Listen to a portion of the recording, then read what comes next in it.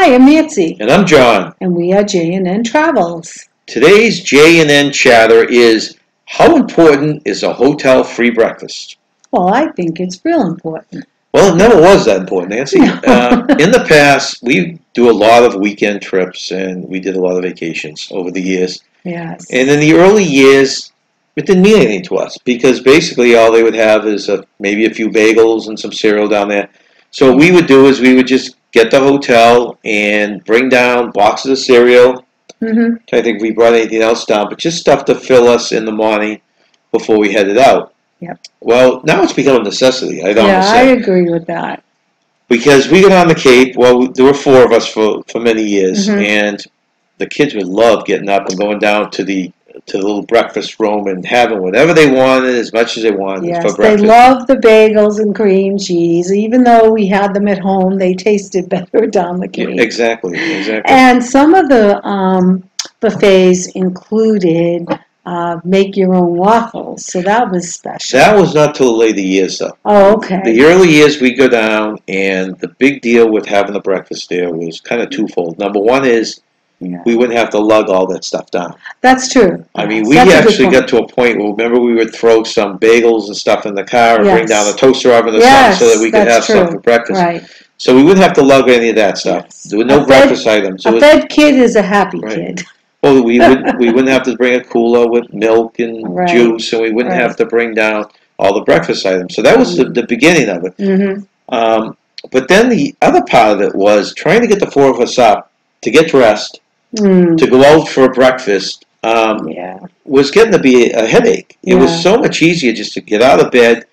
If you could go down in your pajamas if you wanted to. You didn't have to get dressed. But also, if you were sleeping in, I could take the kids down. They could get something to eat. I wouldn't have to drag you out of bed. Yeah, you would get up earlier than me, and you seem to have taken the kids down. Well, the kids were hungry, and they wanted to eat, and it was either we wake you and drag you out of bed, or I bring them out somewhere to get some food. So it never quite worked out as they were getting older.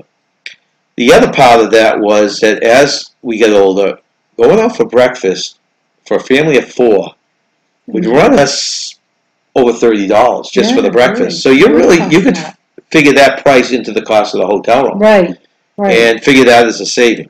And you can have as many bagels as you wanted, so you could really fill up, and you wouldn't have to get a lunch if you filled up at breakfast time. You could also get a little sneaky and bring stuff back to your room, the fruit or the bagels or the yogurt. Or the milk or the yogurt, right. And that could act, like you're saying, as a lunch or a snack later on. Yeah, it's a snack later on, right. So that worked out to the point where we started only looking for motels, hotels that had breakfasts included, even if it cost a little more because you'd get that back in the end. Yeah, it was convenient and it was well worth it, added extra price.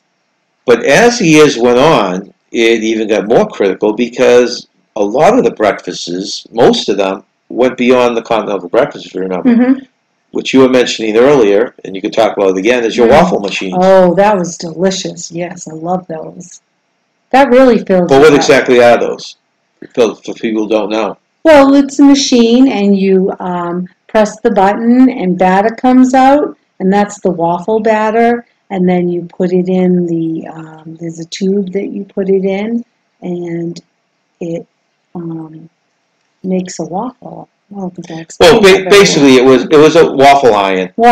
And you would have cups of the batter, and you'd pour it on the waffle iron, and you'd flip the waffle iron over, and it would cook it. And then an alarm would go off to tell you it was done, and you'd turn it back over again and open up the top part of it, and take off your waffles. And they were delicious. They were delicious. And they were fresh waffles. And they were filling. And when you're thinking they were thick, and you can make as many as you wanted. And most of the other breakfasts we go to now have a rotation. They either have scrambled eggs or sausage or bacon. So there's a hot food involved with the cold foods, the yogurts and the milks and the juices and the cereal. It's a good variety. Oatmeal sometimes, other things.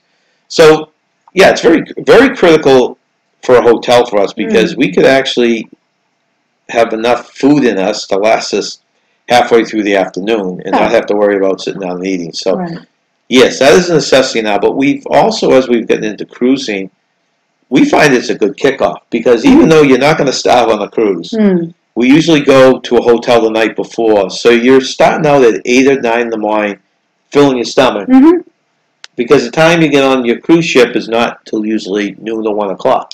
Yeah, like the last cruise we went with, our hotel included a breakfast, and that was really nice. It was convenient. You got your coffee, you got your eggs, you got your bacon, and it filled you up, and until it was time to have a late lunch. So it was very convenient. Right.